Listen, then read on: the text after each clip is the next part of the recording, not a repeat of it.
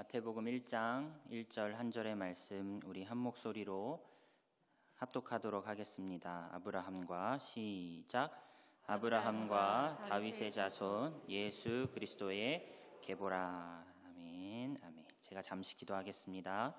살아계신 하나님, 예배의 자리, 말씀의 자리로 우리를 인도하여 주심에 감사를 드립니다. 하나님의 말씀을 통하여서 주님, 우리 영혼에게 들려주시고자 하는 말씀을 우리가 밝히 깨달아 알 수 있도록 성령님 우리 마음에 역사하여 주시옵소서.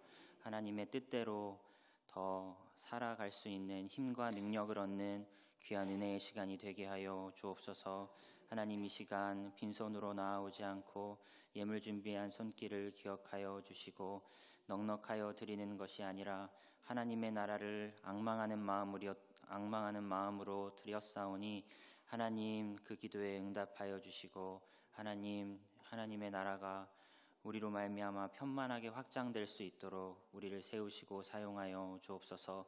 오늘도 함께 하실 주님 의지하며 예수님의 이름으로 기도드립니다. 아멘.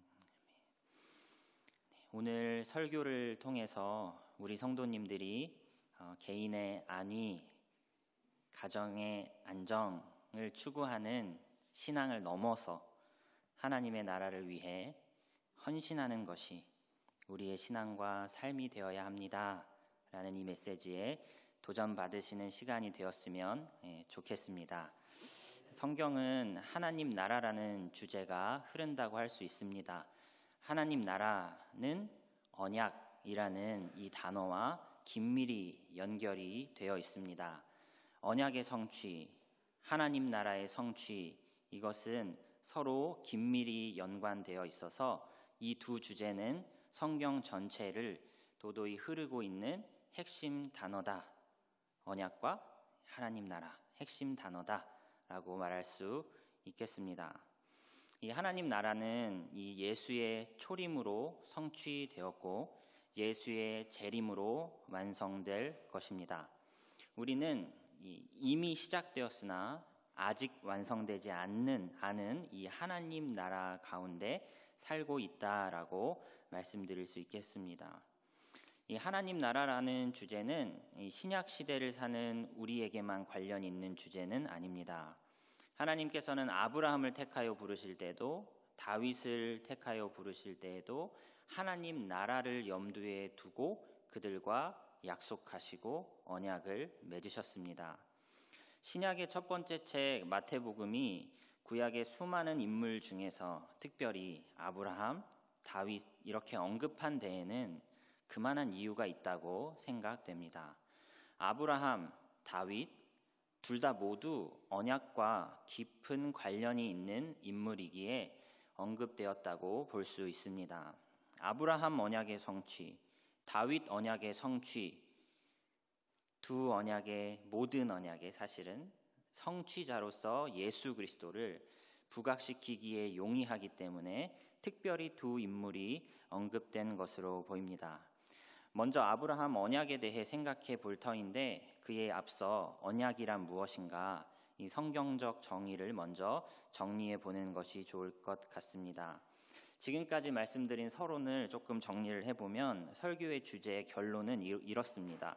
이 설교를 통해 우리의 신앙이 개인의 안위, 가족의 안정을 추구하는 신앙을 넘어 하나님 나라를 우선하며 하나님 나라를 위해 헌신하는 것이 그리스도인의 마땅한 자세요 우리 삶의 목적이다라는 것을 다시금 깨닫자는 것입니다.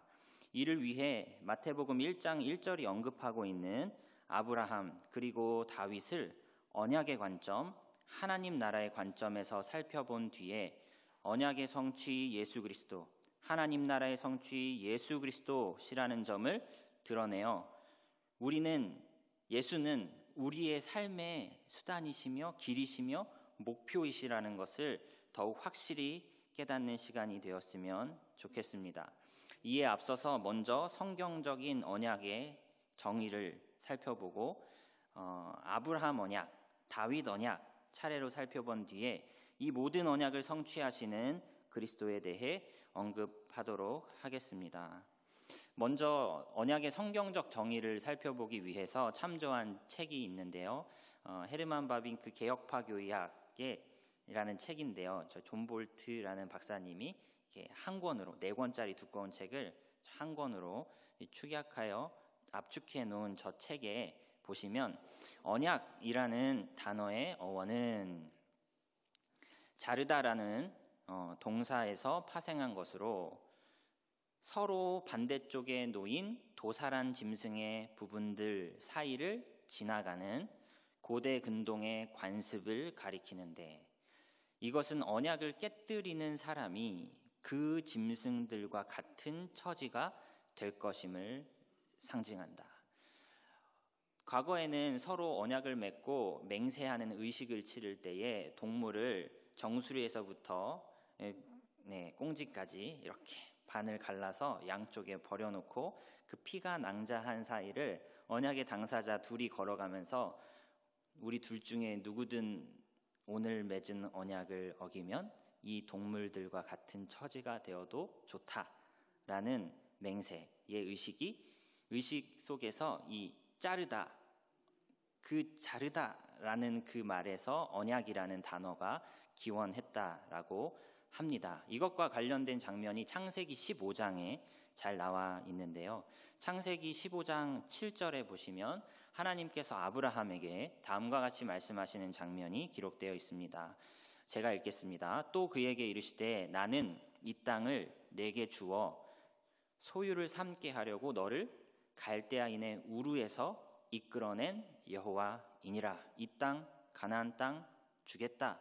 그래서 너를 내가 우르에서 불러내서 옮긴 거야. 이렇게 말씀해 주시자 아브라함이 묻습니다. 창세기 15장 7절 이하 8절 9절에서 아브라함의 대사를 정리해 보면 그가 이르되 주 여호와여 내가 이 땅을 소유로 받을 것을 무엇으로 알리이까? 이에 하나님이 말씀해 주십니다. 여호와께서 그에게 이르시되 나를 위하여 3년 된 암소, 3년 된 암염소, 3년 된 순양, 산비둘기와 집비둘기 새끼를 가져와라. 그러자 아브라함이 그 동물들을 구해 오고는 동물의 중간을 쪼개어 버려 놓습니다. 하나님이 약속해 주시겠구나라는 기대를, 약속의 의식을 행해 주시겠구나 하는 기대를 가지고 아마 그렇게 동물을 잘라낸 것이죠.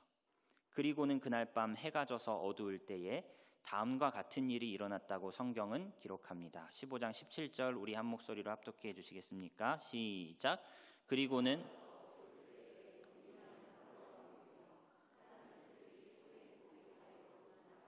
해가 져서 어두울 때에 연기나는 화로가 보이며 타는 횃불이 쪼갠 고기 사이로 지나더라. 이것이 의미하는 바가 무엇입니까? 하나님께서 아브라함과 언약을 맺었다는 것입니다. 내가 너에게 이 땅을 주지 않으면 나는 이 동물과 같이 쪼개어져 죽어도 좋다. 하나님이 자기의 목숨을 걸고 이 약속을 반드시 지키겠다고 아브라함에게 보여주는 것이죠. 혹자는 이런 점을 지적하기도 합니다. 원래 언약식은 언약의 당사자 둘이 지나가야 되는데 이 장면에서는 아브라함이 지나가지 않았다는 것이죠. 이 말은 아브라함이 어떠하든지 상관없이, 네가 신실하든 어떻든 상관없이 나의 명예를 걸고 나의 목숨을 걸고 구원에 관한 약속 지킨다라는 의미를 보여주셨다는 것이죠. 언약에는 3가지 요소가 있다고 하는데요. 아까 그 책에서 또한 이렇게 말해 줍니다. 조항들을 포함한 맹세나 약속. 언약을 맺을 때는 약속의 내용이 무엇인지 그 요소가 있어야 되겠죠. 무엇을 약속할 것인가, 약속의 내용. 그리고 파기할 경우에 받을 저주, 2번째. 그 다음에 이 저주를 상징적으로 표현하는 의식들, 그렇죠? 약속하고 어기면 이렇게 될 거야 라고 하고 맹세하는 의식을 치르는 이 3 요소가 있다고 합니다. 일단은 아브라함에게 하나님은 어떤 약속의 내용을 주셨나요? 이것에 대해서는 창세기 12장 1절, 2절, 3절에 잘 나와 있습니다. 우리 창세기 12장 1절, 2절, 3절 우리 다 함께 세 절의 말씀 합독해 주시겠습니까? 시작. 여호와께서 아브라함에게 이르시되 너는 너의 고향과 친척과 아버지의 집을 떠나 내가 내게 보여줄 땅으로 가라. 내가 너로 큰 민족을 이루고 내게 복을 주어 내 이름을 창대하게 하리니 너는 복이 될지라. 3절. 너는 복을 내리고 저주하는 자에게는 내가 저주하리니 땅의 모든 족속이 너로 말미암아 복을 얻을 것이라. 저는 이것을 씨, 땅, 복을 약속해 주셨다라고 정리해서 기억을 합니다. 씨, 많은 자손 주시겠다. 땅, 보여줄 땅으로 가라. 훗날 알게 되는 것이겠지만 가나안 땅을 주시겠다고 약속을 하시죠. 그리고 씨, 땅, 그리고 복이 되게 하시겠다고 약속하십니다. 그 비결을, 복을 받는 비결을 어쩌면 훗날 시내산에서 율법을 통해 알려주셨다라고 말씀을 드릴 수 있습니다. 복과 법은 서로 긴밀히 연결되어 있는 개념이 아닐까 생각이 듭니다. 좀 더 나아가서 이 복을 법, 통치 이런 부분과도 연결지어 생각을 해본다면 하나님께서는 지금 아브라함에게 국민, 영토, 주권, 법, 주권을 약속해주고 계시다고 해도 과언이 아닌 것입니다. 이 세 가지가 다 성취가 되면 어엿한 국가가 형성되는 것이지요. 국민, 영토, 주권, 나라를 이루게 하시겠다고 아브라함과 언약하고 계신 것입니다. 한 가지 이 현대인의 입장에서 다소 당황스러운 것은 이 약속은 아브라함 살아생전에 이루어지는 약속은 아닌 것처럼 보이죠. 아브라함 생애 말년에 주어진 땅, 가나안 족속 전체의 땅이었나요? 헷 족속 에브론에게서 은 400세겔을 주고 산 마므레 앞 막벨라 굴 정도가 아브라함이 죽기 직전에 소유한 땅의 전부였습니다. 아브라함 생애 말년에 주어진 자식, 하늘의 별과 같이 모래알같이 많았나요? 하갈을 통해 어떻게 가진 자식 이스마엘, 하나님의 뜻 안에서 얻은 약속의 자녀로 얻은 이삭 1명, 이 정도가 전부였다고 할 수 있습니다. 사실 이 약속은 아브라함 당대에 이루어질 만한 스케일의 약속이 아니고 아브라함의 후손들이 언젠가는 누리게 될 미래적인 복이었다라는 사실을 우리는 기억해 볼 수 있을 것입니다. 개인주의가 만연해진 현대 사회의 가치관으로는 이것이 무슨 매력적인 약속인가? 내가 누리지도 못하고 죽을 텐데 나의 후손의 후손들이 어느 먼 미래에 복을 받게 될 것이다 라는 이 약속이 당장 큰 매력으로 다가오지 않더라는 것입니다. 이 문제에 대해서는 일단 다윗 언약에 대한 내용을 먼저 살펴보고 난 뒤에 결론과 결부지어서 설교의 후반부에서 정리해 보도록 하겠습니다. 다윗 언약을 또 넘어가서 살펴보겠습니다. 이 참고한 책 노란색 표지에 이제 팔머 로버슨이 쓴 이제 개약 신학과 그리스도라는 책의 내용을 주로 이 부분은 참조를 하였는데요. 이 책의 영어 원서 제목이 The Christ of the Covenant입니다. 그래서 언약들의 그리스도라고 정도로 번역이 가능할 것인데 한국 오래전에 번역된 책의 이 제목은 개약 신학과 그리스도라고 번역을 하였습니다. 조금 아쉬운 번역이라는 생각이 듭니다. 왜요? 아니면 커버넌트라는 이 단어를 계약이다라고 번역하는 책들이 종종 있곤 한데 이것은 다소 아쉬운 번역이라 할 수 있습니다. 왜냐하면 계약이라 하면 쌍방이 동등한 입장에서 어떤 법을 준수하여야만 그 계약이 유지가 된다는 인상을 주는 반면에 성경에서 나오고 있는 커버넌트는 쌍방의 동등한 권리를 지켜야만 유지되는 약속이 아니라 아까도 말씀드렸다시피 한쪽이 주도권을 가지고 일방적으로 약속을 해도 커버넌트라고 한다는 것이죠. 언약. 아브라함과 하나님 사이에 맺은 언약은 동등한 관계로서 맺은 것이 아니요 하나님이 주도권을 쥐고 일방적으로 맺었다는 면에서 이것을 계약이라고 표현하기에는 조금 아쉬운 느낌이 든다라는 것입니다. 바빙크의 그 언약에 대한 설명을 조금 더 참조를 해보면요, 인간과 맺으신 하나님의 언약에는 일방적인 측면이 전면에 등장한다. 양측은 결국 동등하지 않다. 하나님은 자신의 규례들을 피조물에게 부과하시는 주권적인 분이다. 하나님이 아브라함과 언약을 맺으실 때 그것은 협정이 아니라 너 이거 지켜 그럼 나 이거 지킬게가 아니라 하나님 스스로의 맹세에 가까운 것이었다라는 것이죠. 물론 언약을 자세히 들여다보기 시작하면 언약을 어겼을 시에 차후 언약을 맺었는데 한쪽이 계속 불신실, 비신실, 신실하지 못해요. 한쪽이 언약을 맺었는데 한쪽이 계속 신실하지 못하면 이 언약이 틀어지는 것 같은 역사를 보게 되기도 합니다.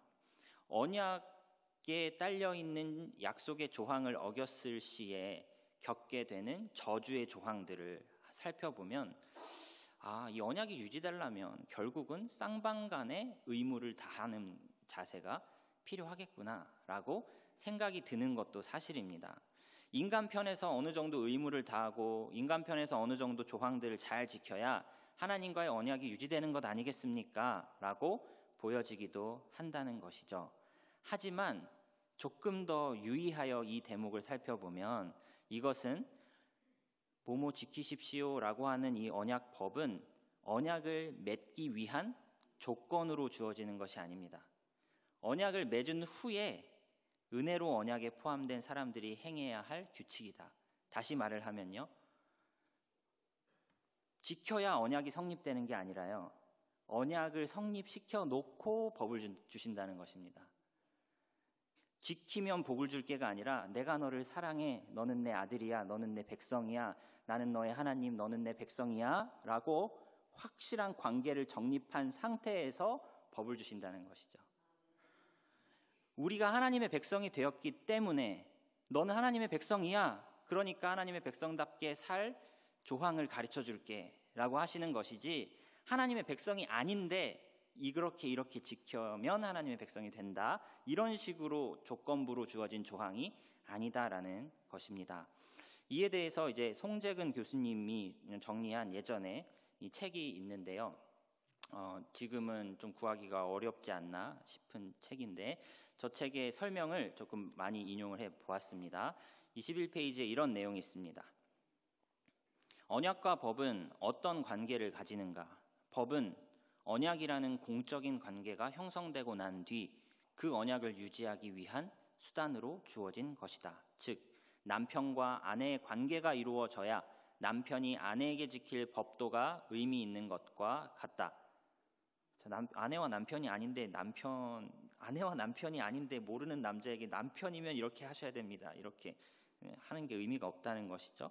그러니까 언약이 먼저라는 거예요. 언약이 상위 개념이고 법적 권위를 근본적으로 가능하게 하는 개념이 언약이다 라고 말할 수 있다는 것이죠. 계속하여 설명을 인용해 보겠습니다. 실제적인 예로 출애굽기 16장, 17장은 19장에서 언약이 체결되기 전에 발생한 이스라엘의 범죄 사건을 다루고 있는데, 19장에서는요 이렇게 시내산에 당도하거든요. 출애굽하고 16장, 17장에서는 이스라엘 백성들이 막 광야 생활에서 불평불만을 막 터뜨립니다. 그리고 나서 19장에 시내산의 앞에 당도하였을 때 하나님은 19장에서 십계명을 알려주시고 언약식을 체결하는 장면이 19장 이후 24장까지, 출애굽기 24장까지 언약식을 하나님이 보여주시죠. 이렇게 19장의 언약이 체결되기 전에 발생했던 16장, 17장의 이스라엘의 범죄 사건은 하나님이 심판하지 않으세요. 그러나 19장에서 시내산에서 언약이 체결되고 난 뒤 시내산에서 언제까지 머무냐면요, 이 시간적으로는 11개월을 머물고요, 이 성경의 장소로 따지면은 출애굽기 19장에서 레위기 그리고 민수기 11장까지 한 약 52장 정도가 다 시내산에서 이루어지는 내용입니다.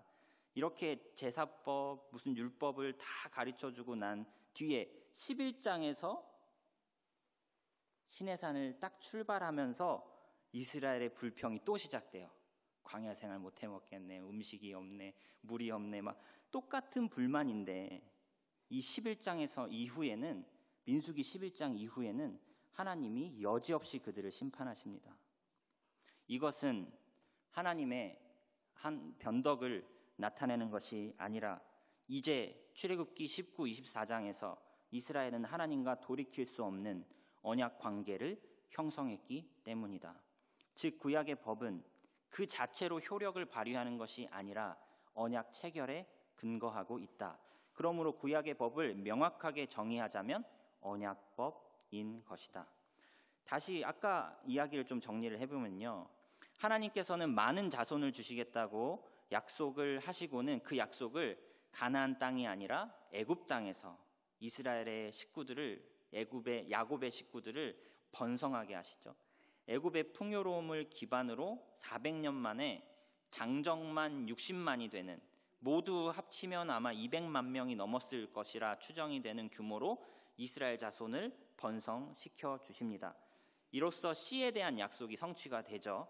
애굽에서. 이후 하나님은 땅에 대한 약속을 성취하시기 위하여 출애굽시켜 가나안 땅으로 인도하여 드리기 전에 먼저 시내산으로 그들을 인도하여 11개월이라는 시간 동안, 출애굽기 19장에서 레위기, 민수기 10장까지 이 긴 장수 동안에 하나님은 하나님의 백성다운 삶의 법도가 무엇인지를 자세히 알려주시고 나서는, 얘들아, 너희 가나안 땅에 들어가서는 가나안 문화에 젖지 말고 그 땅에서 이방신 우상 숭배하지 말고 하나님 백성답게 이 법을 지키며 살아라. 그래야 복을 받게 될 것이다. 그래야 하나님의 나라가 완성되는 것이다. 씨, 땅, 법의 준수가 온전하게 이루어질 때 하나님의 나라가 이루어지는 것이다. 교육을 거듭해 주신 시기였죠.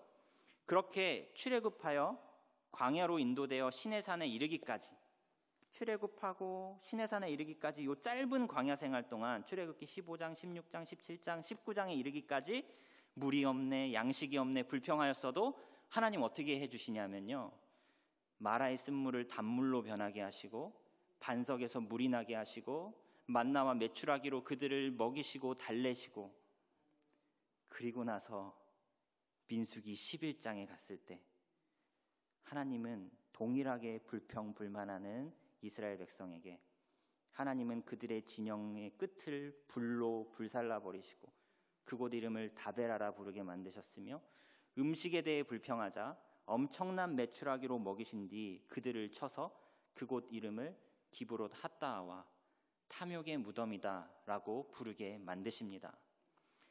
급기야 민수기 14장에서는 출애굽 1세대를 다 전멸시키겠다라는 하나님의 분노가 터지죠. 그것은 바로 가데스 바네아의 반역 사건이라 일컬어지기도 하는 사건으로서 하나님의 백성이 약속의 땅 가나안에 들어가기를 거부했던 사건을 가리킵니다. 그것이 도대체 얼마나 큰 죄이기에 출애굽 1세대가 여호수아와 갈렙만 제외하고는 모두 다 광야에서 40년간을 헤매이며 죽게 되었는지, 하나님 너무 가혹한 처벌 아닌가, 하나님 너무 가혹한 처벌 아닙니까 하는 생각이 들기도 합니다. 그러나 하나님 나라의 관점에서 생각해 보면 어느 정도 이해할 수 있을 것 같습니다. 하나님 나라를 이루기 위해 허락하신 씨였습니다. 하나님 나라를 이루기 위해 허락하신 땅이었습니다. 하나님 나라를 이루기 위해 법령도 이미 수여하시고 가르쳐 놓으신 상태였습니다. 그런데 정작 백성의 마음속에는 하나님 나라를 이루고자 하는 마음이 없습니다. 차라리 애굽에서 떠나지 않았으면 좋았을 뻔하였다고 하나님께 말을 하죠. 가나안 거민들을 보니까 내 처자들이 다 죽게 생겼다라고 불평하고 걱정합니다. 자기 가족 걱정에 혈안이 되어 있지 하나님 나라를 이루겠다는 관심은 전혀 찾아볼 수가 없습니다. 그들의 존재 이유가 무엇입니까? 내가 왜 지음받았습니까? 내가 이 땅에 왜 태어났습니까? 하나님 나라를 위하여입니다. 하나님의 영광을 위하여 지음받은 존재입니다. 그런데 내 마음속에 자식 걱정, 가족 걱정, 내 신앙의 안위에 대한 걱정, 내 개인의 출세에 대한 걱정으로만 가득 차 있지 하나님 나라를 이루고자 하는 관심이 없어요. 이스라엘 백성의 불평 앞에 하나님은 엄중하게 리셋시키십니다. 출애굽 1세대를 전부 몰살시키세요. 민수기 2장에서 60만 3,550명의 숫자를 다 리셋시키시고 민수기 26장에서 60만 1,730이라는 숫자를 출애굽 2세대로 다시 새롭게 구성하십니다. 하나님 나라는 막연히 많은 숫자가 갖추어지면 이루어질 수 있는 게 아니라요. 하나님께 순종하는 백성들이어야 하나님의 나라에 합당한 백성이 된다라는, 순종이 있어야 하나님 나라의 백성이 된다라는 교훈을 우리에게 줍니다. 하나님 나라 성취에 관심하지 않는 백성은 하나님 나라에 합당하지 않습니다. 이러한 장면들에 대하여 혹자는 와, 하나님의 변덕이 엄청나시다, 이렇게 생각을 하는 거죠. 시내산에 이르기 전에는 엄청 막 다 배려해 주셨는데 시내산 머물던 시기가 지난 이후에는 동일하게 불평했을 뿐인데 참지 못하시는 우리 변덕쟁이 하나님이시라고 폄하하기도 하지요. 또 혹자는 이 시내산의 이 앞선 시기를 유아기 광야 생활이라고 지칭하기도 합니다. 내 생애를 바꾼 30일의 성경 통독이라는 책이 있는데요. 그 책에 이렇게 유아기 광야 생활이라고 표기를 하는데요. 내용을 읽어보면, 그러니까 시내산에 당도하기 전에 요 앞에 기간에 나타나는 특징이 있는데, 이스라엘 백성들이 잘못을 저질러도 책망하거나 징계를 내리시지 않고 무조건적인 은혜를 베푸셨다. 요 기간이 유아기 광야 생활이다라고 저자는 이렇게 표기해 주기도 합니다. 물론 그런 것 같기도 합니다. 신앙생활을 하다 보면은 처음에는 기도 응답이 너무 잘 되는 것 같아요. 하나님이 시시콜콜한 기도도 너무 잘 들어주시는 것 같죠? 그렇지만 시간이 지나면서 뭔가 하나님 나한테 왜 그러시지? 왜 나를 시험에 들게 하시지? 도와주시기는커녕 이를 꼬이게 하시지? 막 이런 관점으로 볼 때 유아기 광야 생활 이해가 된다 라고 하실 수도 있지만, 이 송재근 교수님의 관점은 뭐였죠? 언약으로 본 거죠.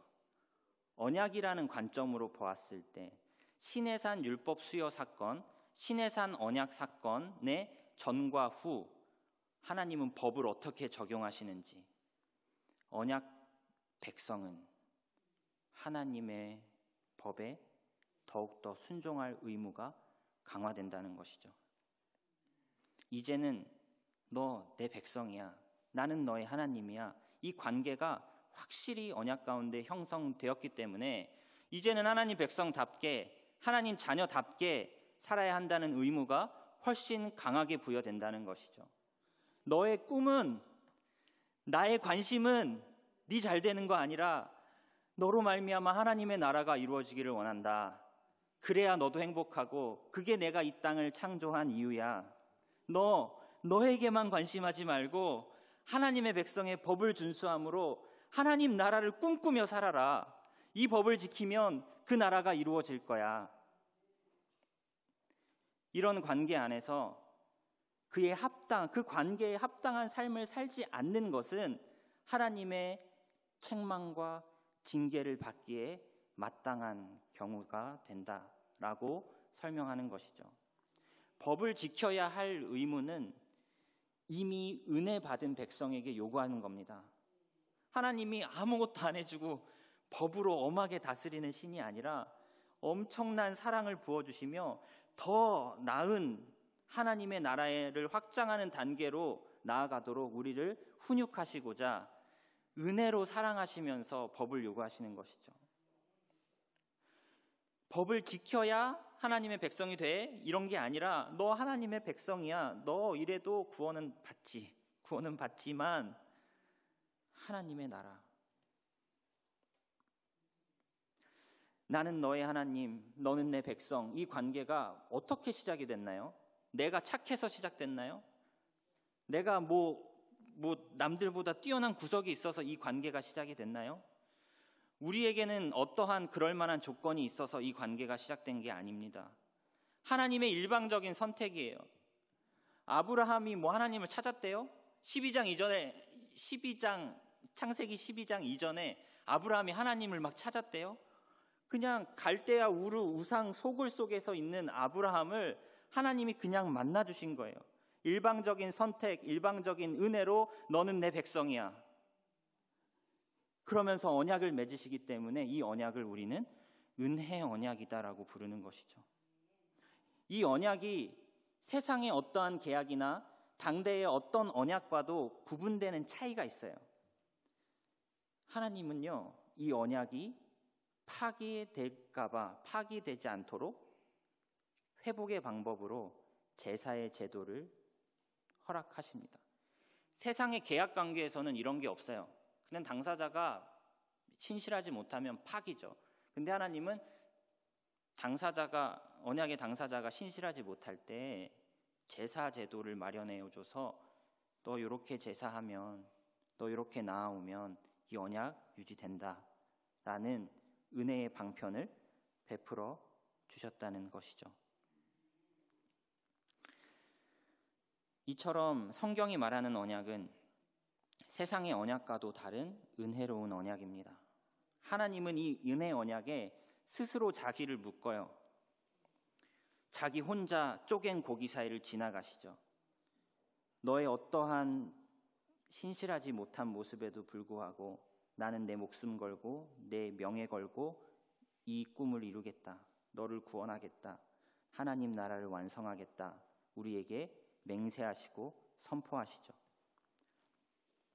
PPT 몇 장을 지나가야 될 것 같습니다. PPT 몇 장을 그냥 지나가 주시고 681페이지에 인용한 바빙크의 글 한 줄짜리 인용 구절을 한번 띄워주시겠습니까? 바로 은혜 언약의 이 견고함과 굳건함에 우리가 그리스도인으로서 고백하는 신앙의 영광이 있다. 여러분, 하나님의 언약이 왜 견고한가요? 은혜의 언약이기 때문에 견고합니다. 내가 기여가 있으면요, 내가 어떠한 선행에 기여가 있어서 언약이 체결된 언약은요 견고하지 않습니다. 하나님이 일방적으로 맺으신 언약, 은혜의 언약이기 때문에 견고하고 굳건합니다. 그래서 이 신앙을 가지고 있는 그리스도인은 평안을 누리고 이 신앙을 가지고 있는 그리스도인은 영광스러운 거예요. 은혜이기 때문에 이 신앙에 영광이 있죠. 모든 영광 하나님만 받으시기에 합당함을 고백하는 것이 우리가 가지고 있는 이 신앙의 진수인 것입니다. 하나님, 나는 아무것도 못하는데, 나는 맨날 실패하는데 하나님이 나를 붙들어 주셔서 기어코 하나님의 나라에 들어가게 하시는군요.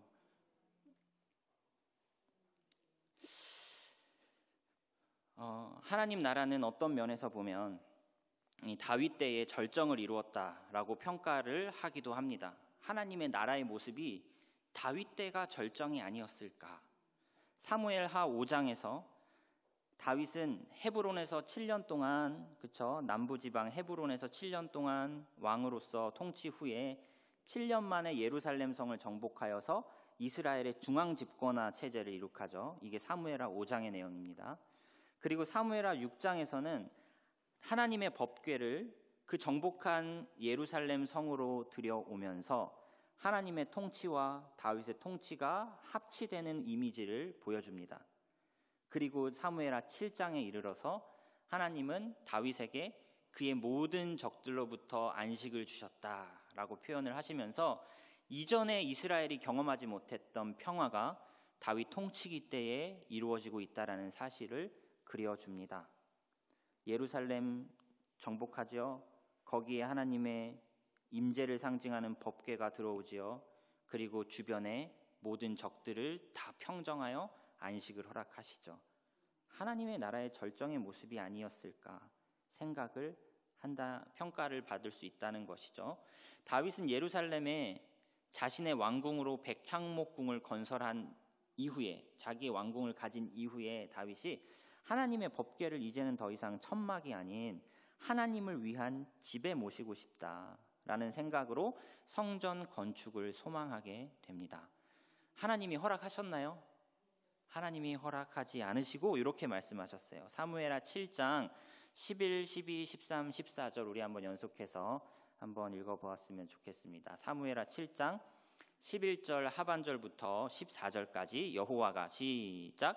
여호와가 너를 위하여 집을 짓고 내 수완이 차서 내 조상들과 함께 누울 때에 내가 내 몸에서 날 내 씨를 내 뒤에 세워 그의 나라를 견고하게 하리라. 그가 내 이름을 위하여 집을 건축할 것이요 나는 그의 나라 왕위를 영원히 견고하게 하리라. 나는 그에게 아버지가 되고 그는 내게 아들이 되리니 그가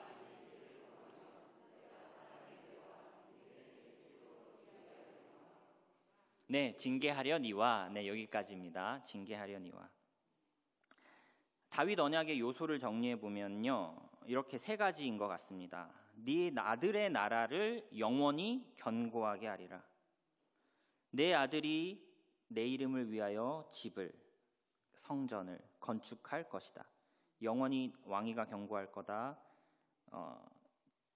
성전을 건축하게 될 것이다. 셋째로는 네 아들을 내 아들로 여길 것이다. 이건 역시 다윗 당대에 이루어지는 약속은 아닌 것 같습니다. 자꾸 아들에게 네 아들이 이렇게 얘기를 하시죠. 다윗의 바로 뒤를 이어 왕이 된 솔로몬이 이 세 개의 약속을 모두 성취해내지 않을까 싶었으나 그의 나라는 영원하지 않았습니다. 솔로몬은 성전 건축은 하였지만 그 성전은 바벨론의 침략으로 인하여 회파되고 말았습니다. 다윗 왕가의 시드기야는 두 눈이 뽑힌 채 바벨론 포로로 끌려가 버렸습니다. 다윗 왕조는 영원하다고 볼 수 없고 완전 짓밟히고 사라지는 것처럼 보였습니다. 바벨론 포로 사건은 하나님께서 급기야 약속의 땅마저도 처음으로 리셋시키는 장면이라 할 수 있습니다.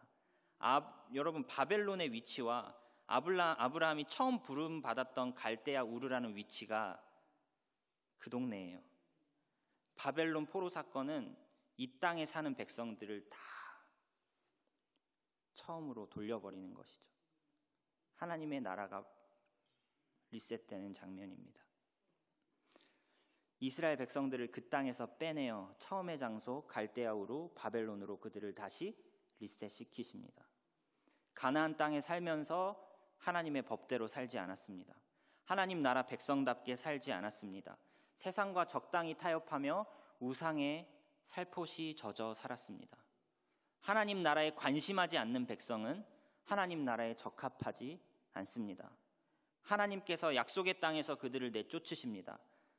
그렇게 이스라엘 백성은 복과도 멀어지고 땅에서도 멀어지고 자손들도 죽고 흩어지고 씨, 땅, 복이라는 약속이 정점에서 다 성취된 것처럼 보였으나 이 나라가 순종하지 않을 때에 씨도 땅도 복도 다 리셋이 되어버린다는 것이 구약의 결론이라 해도 과언이 아닐 것입니다. 그러나 다윗 언약은 우리에게 소망을 기억하도록 만듭니다. 하나님은 많은 백성이 아니라 한 명의 인물을 딱 집어서 그를 내 아들로 여기겠다 하셨습니다. 가나안 땅 전체가 아니라 예루살렘, 그 중에서도 나의 이름을 위하여 지은 그 집 성전을 지어 내가 머물도록 하겠다. 다른 말로 하면 이동이 편리한 천막 생활의 종지부를 찍고 나는 더 이상 움직이지 않고 너의 집안에, 성전에, 여기에 있을게, 영원히 움직이지 않을게 라는 이 영원성, 그리고 그 무언가 범위를 압축적으로 좁혀 놓으셨어요. 아브라함 언약은 씨, 땅, 복이 굉장히 많아지고 약간 이런 이미지였는데 다윗 언약은 좁혀서 딱 한 사람을 생각하게 만들죠. 예수 그리스도, 다윗의 아들이자 하나님의 아들로 불리는 궁극의 존재, 예수 그리스도. 예수만이 다윗의 아들이시며 하나님의 아들, 예수 그리스도의 출현으로 말미암아 모든 언약이 성취되기 시작합니다. 예수님은 아브라함의 언약을 성취하시죠. 많은 숫자가 하나님의 참된 백성이 아닙니다. 순종하는 백성만이 하나님의 참된 백성이다라고 순결하게 정의를 내릴 때 누가 여호와 하나님의 법에 온전히 순종할 수 있단 말입니까? 예수 그리스도, 예수님만이 하나님 나라의 참된 씨이십니다. 가나안의 여러 지역 중에서도 예루살렘 그리고 거기에 지어진 성전이야말로 하나님의 임재를 담을 수 있는 거룩한 참된 영토이죠. 성전만이 온전히 하나님이 거하실 만한 참된 영토이죠. 예수는 하나님의 영 성령이 누구보다 충만한 분이셨습니다. 하나님의 영을 온전히 담아내는 존재가 예수셨어요. 그의 출생부터 성령으로 잉태되셨고 세례시에 하늘로부터 비둘기 같은 성령이 가득 임하셨고 주의 성령의 능력으로 가난한 자에게 복음을, 포로된 자에게 자유를, 눈먼 자에게 다시 보게 함을, 눌린 자를 자유롭게 하는 은혜의 해를 성령의 능력으로 회복해 하시는 분, 성령을 온전히 담지하는 이 존재, 성전이신 거죠. 그의 몸을 십자가에 내어주사 우리의 죄를 위해 죽으심으로 성전으로서의 기능인 속죄의 기능을 몸소 행하시고 3일 만에 부활하사 이 성전을 헐라 사흘 만에 내가 지으리라 하셨던 말의 의미가 무엇이었는지를 우리에게 알려주십니다. 예수님이 곧 성전이라는 것이죠. 성령의 임재가 충만하신 분, 자기의 몸을 들여 우리의 죄를 영원히 사하신 예수 그리스도, 그분 자체가 참으로 성전이셨습니다. 작지만 하나님의 임재가 가득한 예수야말로 참된 성전이요 참된 땅이셨던 것이죠. 예수를 저주하는 자는 저주를 받을 것입니다. 예수를 축복하는 자는 복을 받을 것입니다. 누구든지 예수를 믿는 자는 구원을 받을 것이요 누구든지 예수의 이름을 부인하는 자는 영원한 저주를 받게 될 것입니다. 예수야말로 참된 복의 근원이신 것이죠. 씨에 대한 약속 예수가 성취하시고 땅에 대한 약속 예수가 성취하시고 복에 대한 약속 너는 복이 될지라 너를 저주하는 자는 저주를 받을, 너를 축복하는 자는, 이 약속 예수가 성취하십니다. 씨 땅 복의 언약이 예수에게서 성취가 됩니다. 커다란 스케일로 이루어진 것은 아니지만 압축적인 버전으로 일단 예수라는 인물 안에서 모두 성취가 됩니다. 따라서 예수 자체가 어떤 면에서 보면 하나님 나라이다, 예수는 하나님 나라이다 라고 말할 수도 있는 것이죠. 예수의 출현은 하나님 나라의 출현이며 예수의 재림은 나라가 임하시어 하늘나라가, 하나님의 나라가 하늘에서 이루어진 것 같이 예수의 재림은 땅에서도 이루어지는 날인 것입니다.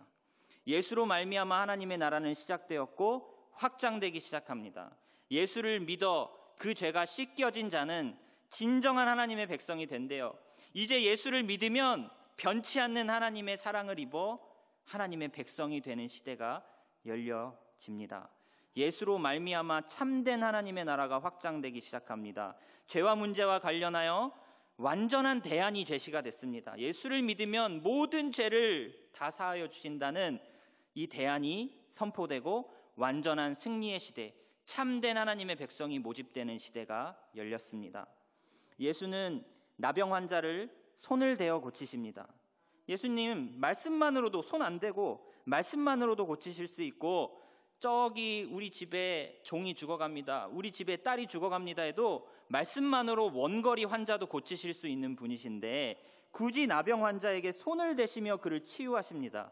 이유가 무엇일까요?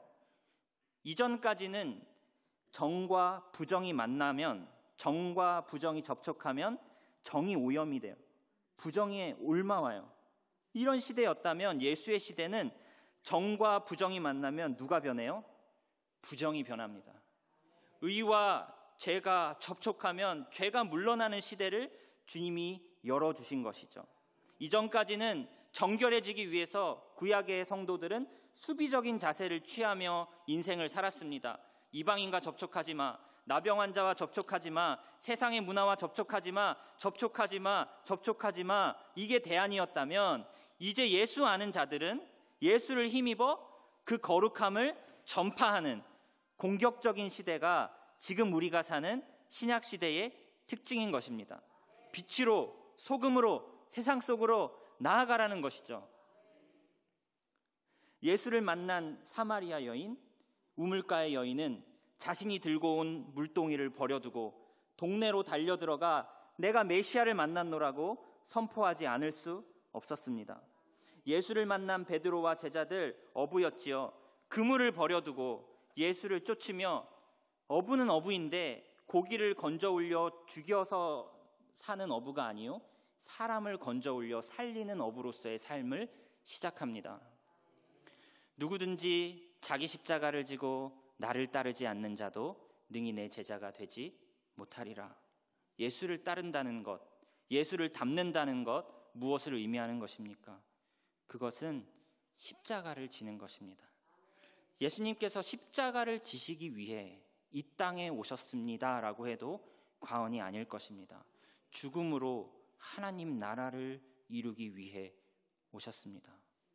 예수를 닮는다는 것은 나의 삶을 다 들여 하나님 나라 성취를 위해 사는 것, 하나님 나라 성취를 위해 죽는 것, 그것이 예수 닮은 삶인 것입니다. 죽음으로 하나님의 나라를 이루라, 십자가를 지라, 이 말은 죽음으로 하나님의 나라를 이루라. 너 자꾸 네 자아를 하나님 뺑 믿고 살려서 살지 말고 너를 하나님의 능력으로 죽이고 끝까지 죽여서 하나님의 나라가 이루어지게 하라. 우리를 초대하십니다. 생명 다해 하나님의 나라를 위해, 생명 아끼지 않고 하나님 나라를 위해. 작은 자 하나에게 한 것이 곧 나에게 한 것이라 하셨으니 우리는 더 낮은 곳으로, 더 빛이 필요한 곳으로, 더 소금이 필요한 부패한 곳으로 나아가 하나님의 나라를 확장하라. 우리를 부르십니다. 이웃을 사랑하기 위해 공부하고, 미래의 이웃을 더 섬기기 위해 지금부터 준비하고, 이웃 섬김은 미래에만 있는 것이 아니요, 오늘 하루 지금 이 순간도 이웃을 사랑하는 삶을 살며, 교회가 어떻게 하면 더 건강하게 하나님 나라 확장의 사명을 감당할 수 있을까? 교회가 어떻게 하면 더 이웃을 섬기고 영혼을 섬기되, 우리 목자분들이 어떻게 하면 지치지 않고 하나님의 나라를 잘 감당해낼 수 있을까? 공부하고 연구하고 섬기고 헌신하면서 하나님의 나라를 담대하게 선포할 우리 교우분들을 배출하기 위해, 그런 건강하고 강력한 교회를 세우기 위해 오늘 더 공부하고 오늘 더 섬기고, 나를 위해 하나님을 믿는 것이 아니요, 나의 가족의 안위를 위해 하나님을 믿는 것이 아니요, 하나님 나라를 위해 헌신하는 삶, 그것이 우리의 인생의 목적이요 보람인 것입니다. 나만 이런 부르심에 헌신하는 것이 아니요, 내 자식도 이런 부르심에 헌신하도록 교육하며 더 하나님 사랑하는 자 되어라, 더 이웃 사랑하는 자 되어라. 말로만 하는 것이 아니라 그렇게 살아낼 수 있는 힘과 지혜를 길러주고 교육하고 북돋아주며, 그러한 삶이 실제로 어떠한 삶인지 삶의 실제에서 모범을 보여주며 그렇게 다음 세대를 기르는 삶. 비록 내 인생의 때에 하나님 나라의 완성을 보지 못한다 할지라도 하나님의 나라가 성취되어가는 그 흐름에 서 있을 수 있다는 것만으로 충분히 감격할 수 있는 그런 우리의 인생이 되었으면 좋겠습니다. 제자 훈련에 참여하고 각종 훈련과 성경 공부에 참여하고 훈련을 받는 이유가 무엇입니까? 예수 닮기 위해서. 그렇죠? 예수 닮는 것 무엇을 의미한다고요? 내 성품이 온유해지는 거, 내 개인이 성화되는 거 부족합니다. 내 삶을 다해, 내 생명을 바쳐 하나님 나라를 위해 사는 삶이 예수 닮는 삶이에요. 십자가를 지는 삶, 나의 삶을 끝까지 들여서 하나님의 나라가 이루어졌으면 좋겠다는 것이 예수 닮은 삶이에요. 내가 복을 받기 위해서 예수 믿는다? 어떻게, 이 복을 어떻게 정의하느냐에 따라서 맞는 말이기도 하고 틀린 말이기도 합니다. 예수를 위해 살고 예수를 위해 죽을 수 있는 것, 이것이 최고의 복이죠. 하나님 나라를 위해 살고 하나님의 나라를 위해 죽을 수 있는 것, 이것이 최고의 복일 것입니다. 오늘 나를 제자로, 자녀로, 백성으로 불러주신 이 하나님의 은혜에 감격하여 은혜의 언약으로 오늘도 여전히 부족한 나를 은혜의 언약으로 여전히 붙잡아 주시는 그 주님의 은혜에 감격하여 오늘뿐만 아니라 내일도, 내일뿐만 아니라 오늘도 하나님 백성답게, 하나님 자녀답게, 예수의 제자답게 그분을 닮되 하나님 나라를 위해 헌신을 주저하지 않는 우리의 일상, 우리의 일생 되시기를 바랍니다. 우리는 약하나 주님은 강하십니다. 주님이 역사의 마지막에 종말의 때에 주님이 이길 확률 몇 %죠? 승률 100%의 전쟁에 이 영광스러운 부르심에 참여하시기 바랍니다. 예수 그리스도께서는 우리의 대장이십니다. 자기 군사를 한 명도 잃어버리지 않으시는 최고의 장수이세요. 설령 이 길에 고난당하고 죽는다 할지라도 죽음도 우리를 그분의 언약에서 끊어내지 못합니다. 주의 이름으로 살다 죽는다 한들 그것이 끝이 아니요 더 복된 영광으로 우리를 감싸주시고 천국으로 인도해 주시죠. 죽음도 우리를 그리스도 예수 안에 있는 하나님의 사랑에서 끊을 수 없습니다. 주를 위해 살고 주를 위해 죽는 삶이 참으로 복된 삶입니다. 이 삶으로 주님이 우리를 초청하십니다. 우리만 이 복된 초청에 응하지 말고 내 주변의 친구도, 내 자식도, 우리 부모님도, 주변의 성도들도 다 같이 이와 같은 삶에 동참하자고 초청하시기를 바랍니다. 더 하나님 사랑하자, 더 이웃 사랑하자, 함께 가자, 함께 공부하자, 함께 삶으로 살아내자, 우리 주변을 더욱 독려하시기 바랍니다. 언약 붙들고 말씀 붙들고 이미 열어놓으신 승리의 시대를 담대히 달려나아가는 저와 성도님들의 복된 삶 다 되시기를 주님의 이름으로 축원드립니다.